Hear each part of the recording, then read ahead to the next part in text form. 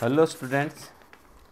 College शिक्षा विभाग राजस्थान सरकार जयपुर के द्वारा प्रदेश के जो भी युवा किसी भी प्रकार की प्रतियोगी परीक्षा की तैयारी कर रहे हैं उन्हें निःशुल्क प्रशिक्षण प्रदान करने की दृष्टि से एक अभिनव प्रयोग ज्ञानदूत कार्यक्रम के तहत किया जा रहा है, जिसमें कॉलेज शिक्षा में कार्यरत विभिन्न विषय के विषय विशेषज्ञ छात्रों को निःशुल्क प्रतियोगी परीक्षाओं से संबंधित उपयोगी जानकारी साझा करते हैं।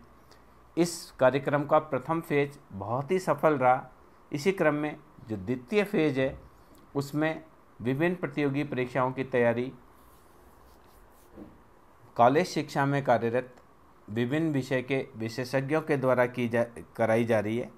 उसी क्रम में आज के इस वीडियो में हम राजस्थान की अर्थव्यवस्था से संबंधित एक टॉपिक का अध्ययन करेंगे, जिसे आर्थिक विकास के मुख्य सूचक के रूप में हमने आज इसको लिया है। यानी ऐसे कौन कौन से सूचक है जो राजस्थान के आर्थिक विकास को बतलाते हैं, इसकी चर्चा विस्तार से हम इसमें करेंगे। कोई भी प्रतियोगी परीक्षा होती है तो उसमें ये बहुत इम्पोर्टेंट होता है। सामान्य रूप से कोई ना कोई प्रश्न राजस्थान की अर्थव्यवस्था से अथवा भारत की अर्थव्यवस्था से कुछ ना कुछ प्रश्न पूछा जाता है। इस दृष्टि को ही ध्यान में रखकर हमने इस वीडियो में इस चीज़ का समावेश किया है।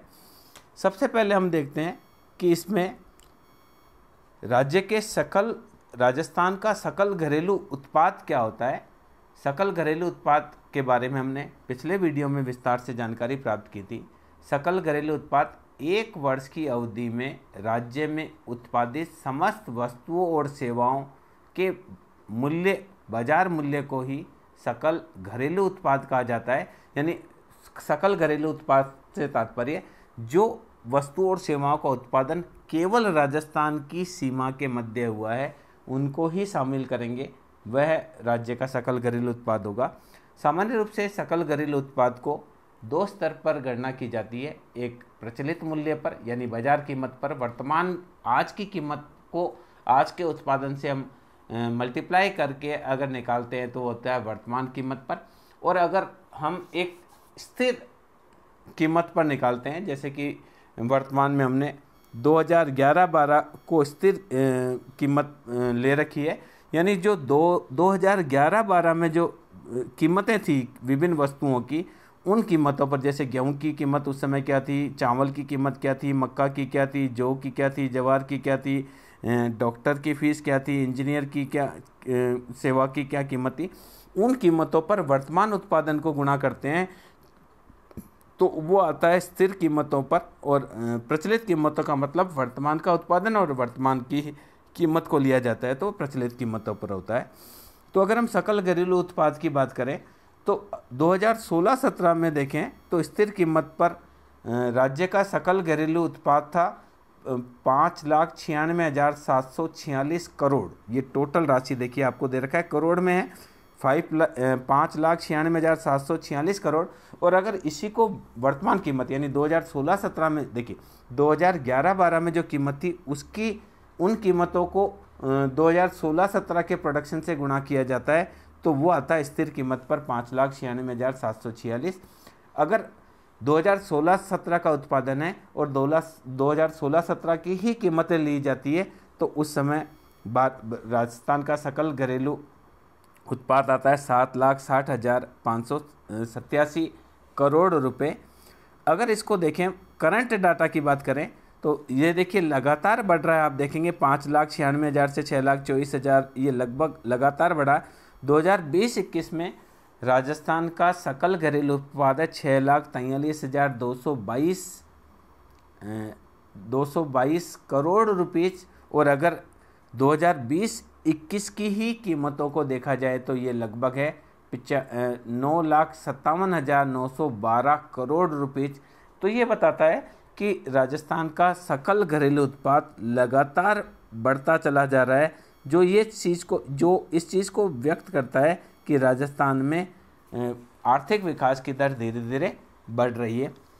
इसके अलावा देखिए सकल राज्य घरेलू उत्पाद की वृद्धि दर की हम बात करें तो किस दर से हमारी राज्य की आय बढ़ रही है, तो अगर हम स्थिर कीमत की बात करें तो देखिए ये 2016-17 में 5.93% बढ़ी, उसके बाद 4.71% बढ़ी, और अब वर्तमान में जो कोरोना काल का इम्पैक्ट है उसको आप देख रहे हैं कि कोरोना काल की वजह से जो वृद्धि दर है वो हमारी गिरी है। आप यहाँ देखिए 2019-20 में सकल घरेलू उत्पाद था 6,88,714 करोड़, वो गिरकर 6,43,222 करोड़ हुआ, यानी 2019-20 से ये कुछ कम हुआ। तो अगर आप वृद्धि दर को देखेंगे तो इस कोरोना के इम्पैक्ट के चलते पहले जो वृद्धि दर थी वो देखिए 5.93%, 4.7%, 4.94% रहा, पर अगर हम 2020-21 की बात करें तो हमारे सकल घरेलू उत्पाद में स्थिर कीमत पर -6.61% की कमी हुई है, और अगर हम प्रचलित कीमतों पर देखें तो ये 4.11% कम हुआ है। ये इसका मुख्य कारण क्या रहा कि कोरोना महामारी के कारण हमारी अर्थव्यवस्था को गंभीर कई चीज़ों में नुकसान उठाना पड़ा, उसकी वजह से हमारा सकल घरेलू उत्पाद गिरा है।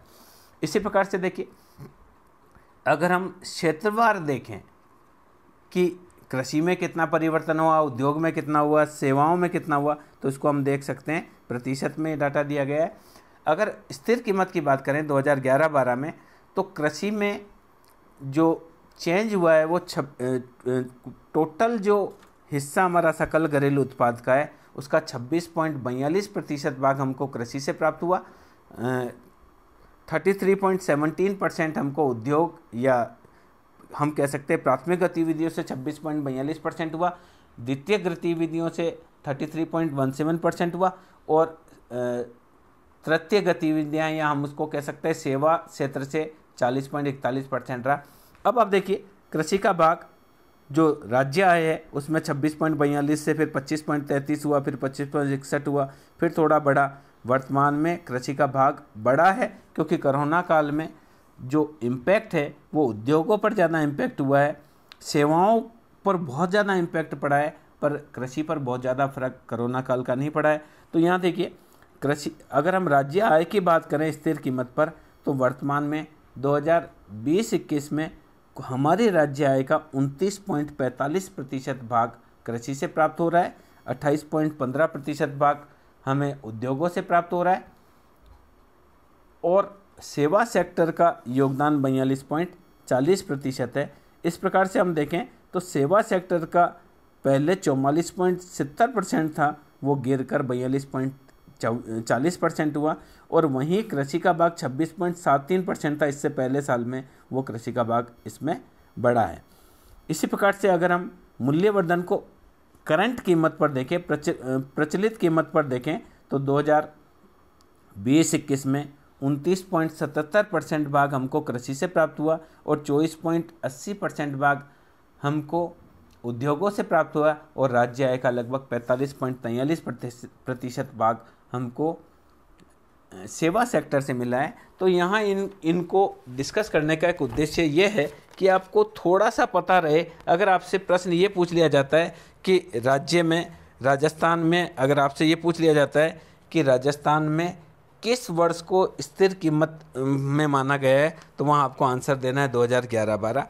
अगर आपसे ये पूछ लिया जाए कि राजस्थान में सबसे अधिक राज्य आय का किस सेक्टर से प्राप्त होता है, तो आपको सेवा सेक्टर इसमें लिखना है, क्योंकि सेवा सेक्टर में जो है सेवाओं से लगभग 45.43% राज्य आय की प्राप्त होती है।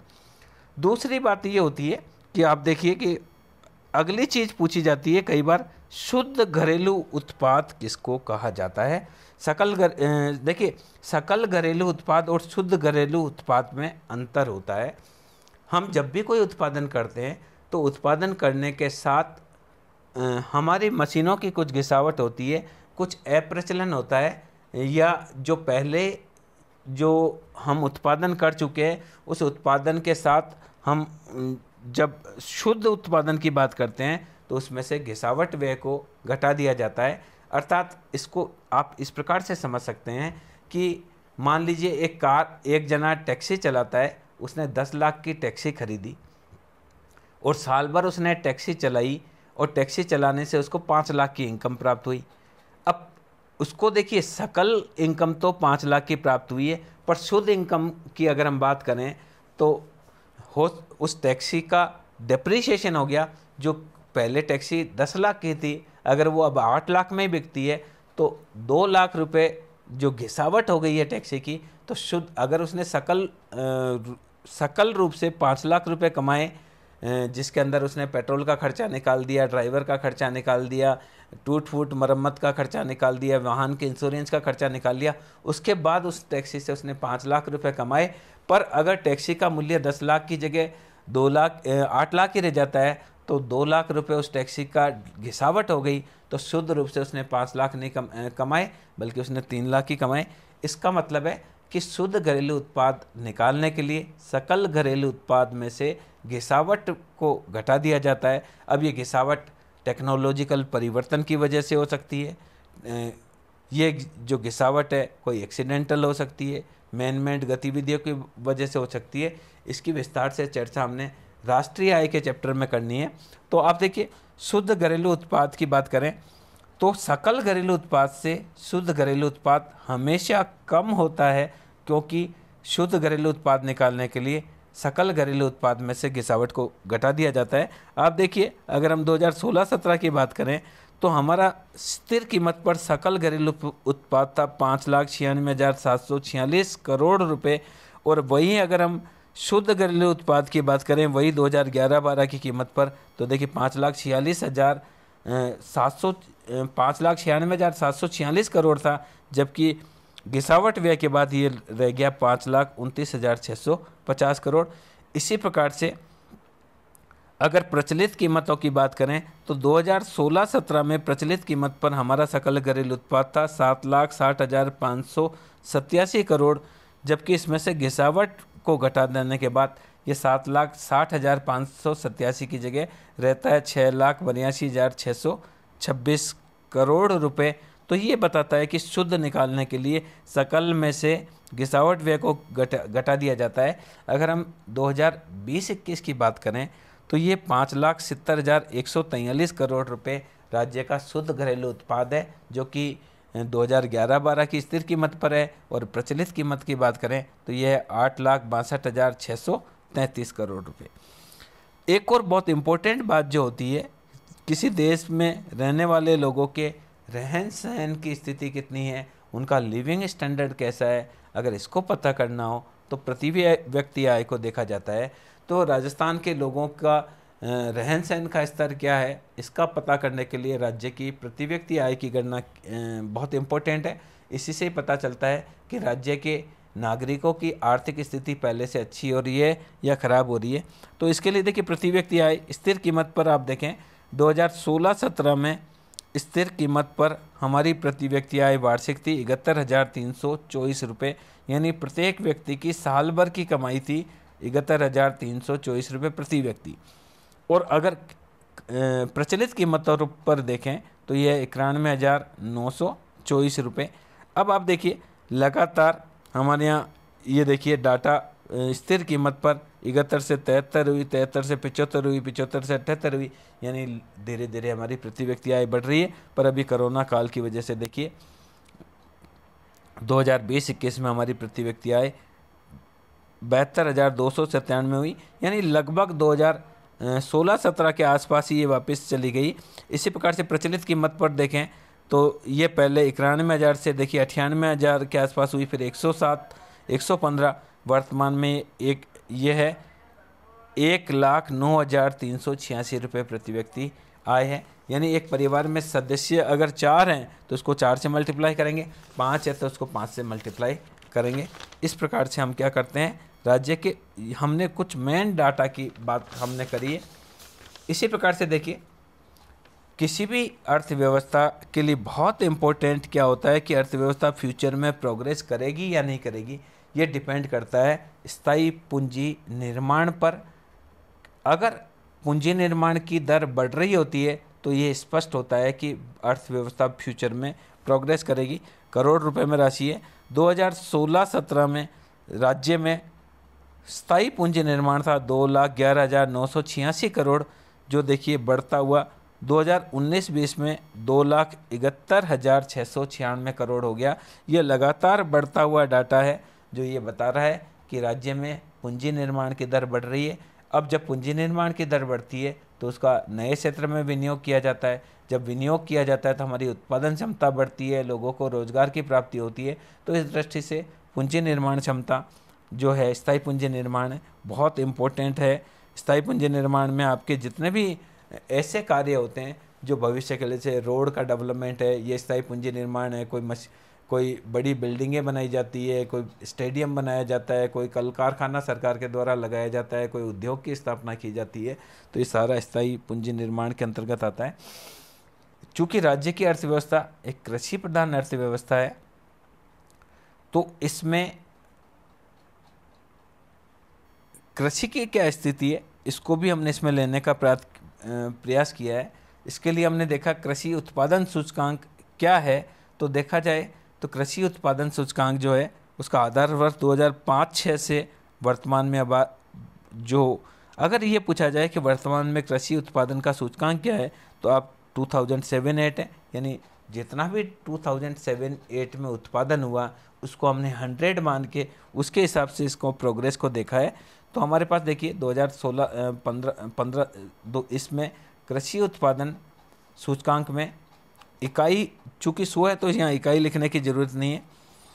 2016-17 में 2007-08 की तुलना में 75% कृषि में उत्पादन बढ़ा है। देखिए 2007-08 को हमने 100 माना है, उसको अगर हम देखें तो 2016 में यानी कृषि में उत्पादन 2007-08 की तुलना में 75.12% का इंक्रीज है।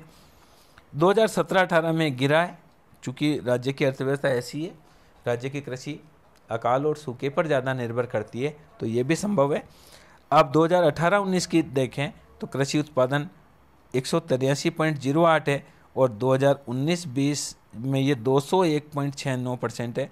इसका मतलब है कि 2007-08 की तुलना में हमारे यहाँ 2019-20 में कृषि में लगभग दोगुना परिवर्तन हुआ है। उत्पादन लगभग 2007-08 की तुलना में हमने कृषि में उत्पादन दुगुना कर दिया है। अगर हम सूचकांक की बात करें तो 2020-21 का डाटा हमारे पास अवेलेबल नहीं है। 2019-20 में ये रहा है 201.69%, यानी कृषि में हम लगातार प्रोग्रेस कर रहे हैं। कई बार खाद्यान्न उत्पादन के बारे में भी पूछ लिया जाता है। इस खाद्यान्न उत्पादन की जो इकाई है लाख मीट्रिक टन में ली गई है। 2016-17 में हमारे यहाँ 231.40 लाख मीट्रिक टन उत्पादन था, जो बढ़कर देखिए लगातार बढ़ रहा है। अगर हम लास्ट डाटा देखें तो हमारा जो डाटा है खाद्यान्न उत्पादन का वो 200 कुल खाद्यान्न उत्पादन का देखिए 271.33 लाख मीट्रिक टन हुआ। तो ये देखिए लगातार ये इसमें आप डाटा देखेंगे तो खाद्यान्न उत्पादन का आप डाटा देखेंगे 231 से 221 हुआ, फिर 231, 265, अभी वर्तमान में खाद्यान्न उत्पादन 271.33 लाख मीट्रिक टन है। तो अगर एक आपको ये नॉलेज में होगी कि लगभग इतना है तो ऐसे 4 ऑप्शन आएंगे तो आप उसमें बिल्कुल नज़दीक जा सकते हैं। इसी प्रकार से औद्योगिक उत्पादन की स्थिति क्या है, इसको भी 2011-12 में जो हमारा औद्योगिक उत्पादन था उसको 100 मानकर इंडेक्स नंबर निकाला गया है। तो इसमें देखिए 2016-17 में ये था 122.11, यानी 2011-12 की तुलना में औद्योगिक उत्पादन हमारा 22% बढ़ा था। उसके बाद देखिए ये 33, 140 और वर्तमान में देखिए कोरोना के इम्पैक्ट की वजह से ये 115.67 है। यानी 2012-13 की हम तुलना 2011-12 को अगर हम तुलना करें तो वर्तमान में हमारा औद्योगिक उत्पादन केवल 15.67% ही बढ़ा है। इसका कारण ये रहा कि कोरोना की वजह से बहुत सारे उद्योग ऐसे थे जिनको भारी नुकसान उठाना पड़ा, कुछ फैक्ट्रियां हमारे यहाँ बंद भी हो गई, उसकी वजह से औद्योगिक उत्पादन का सूचकांक हमारा नीचे गिरा है। देखिए 122 से 133, 140 तक बढ़ा था, पर ये पिछले 2 साल में जो कोरोना का इम्पैक्ट है उससे देखिए 140.37 से ये 120, 126.9 और 115.67 हुआ, यानी औद्योगिक उत्पादन में हमको नुकसान हुआ। अगली बात हम बात करते हैं थोक मूल्य सूचकांक की, यानी थोक वस्तुओं के मूल्य में कितना परिवर्तन हुआ है उसके आधार पर थोक मूल्य सूचकांक निकाला जाता है। इसके लिए आधार वर्ष राज्य में 1999-2000 को आधार वर्ष माना जाता है। यानी 1999-2000 में विभिन्न वस्तुओं की जो कीमतें थी उनको 100 मानकर थोक मूल्य सूचकांक की गणना की जाती है। 2016-17 में कीमतें 187% बढ़ चुकी थी। यानी 1999-2000 की तुलना में 100 का 287.24 हो गया। यानी जो महंगाई है 1999-2000 से पिछले 15 साल में महंगाई थोक मूल्य में 187.24% बढ़ी है।